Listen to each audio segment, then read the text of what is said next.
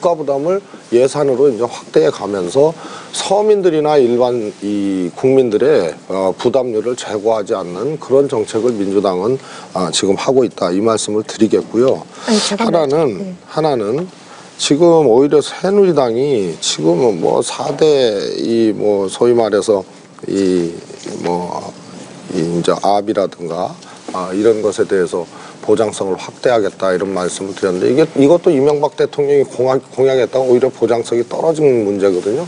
그래서 이런 것을 다시 또 재탕하는 것은 의료 서비스 자체에 대한 어떤 이 의지가 이제 박약한 것이 아닌가, 이런 이제 지적을 드리고 싶고요. 그다음에 무상의료라는 개념은 무상급식하고 좀 다릅니다. 무상의료는 선진국도 지금 이 보장성이 한 86% 되거든요. 그러면 이거 무상 아니잖아요. 일부는 자기 부담하거든요. 그래서 의료 서비스를 받는 그 시점에 돈을 지불하지 않는다는 거고, 결국은 보험료나 이런 거를 통해서 일정 부분을 지불을 하는데, 그것만큼 보장성이 확대된 형태로 서비스 받느냐, 이거를 놓고 판단하는 것이기 때문에 무상의료라는 것은 잘 보면 이 수치적인 기준이 없는 겁니다. 100% 공짜 이런 것을 의미하는 게 아닌 것이고, 그래서 외래 환자 부분보다는 입원 진료비 부담이 크기 때문에 그것을 90%까지 늘리자, 이것이 이제 민주당 아니다, 이런 말씀을 무상의료라는 게 돈을 한 푼도 안 된다, 그런 뜻으로 말씀드린 적은 없고요.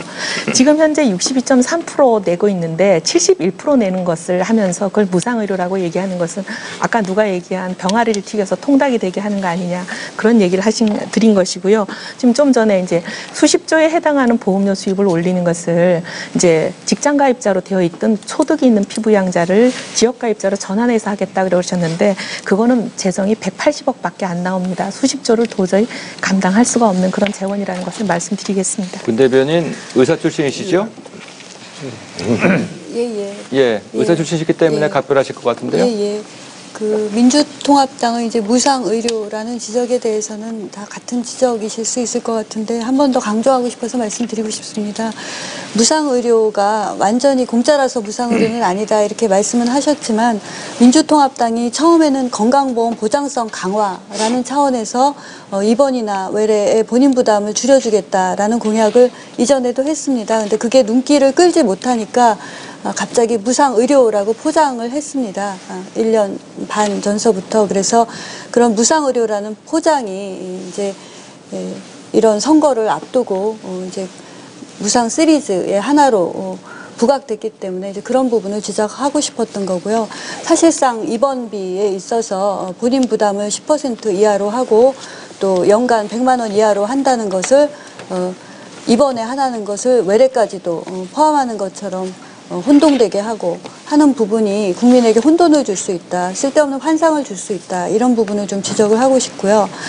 또 실제 원래 얘기를 할 때는 정부가 부담을 하고 의료계가 부담하고 마지막에 환자가 부담을 하는 그런 정책을 쓰겠다라고 했습니다. 근데 사실상 보험료 기반을 확대한다는 것은 돈이 많은 사람이든 적은 사람이든 어쨌든 보험료를 더 내야 되는 상황입니다. 그래서 보험료 기반 확대라는 것은 결국 환자가 부담을 하는 거고, 또 정부의 국고 지원이라든지 사후 정산도 결국 세금을 쓰는 겁니다. 그리고 결국은 또 보험료율 인상도 따르는 겁니다. 그래서 결국은 환자에게 무상의료를 한다고 하지만 환자에게 부담을 준다, 결국은 유상의료다, 이런 부분을 말씀드리고 싶고요. 또 하나는 비급여 부분까지 급여화하겠다라고 했습니다. 그래서 비급여를 급여화할 때 또 무상의료라는 부분에서 환자의 수요가, 의료에 대한 수요가 더 증가할 수 있습니다.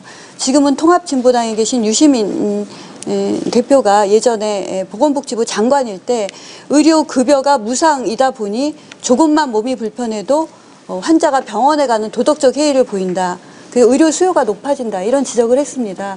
지금 굉장히 개혁적인 무상의료를 주장하는 진보통합당의 대표도 그런 말씀을 했습니다. 그래서 통합진보당.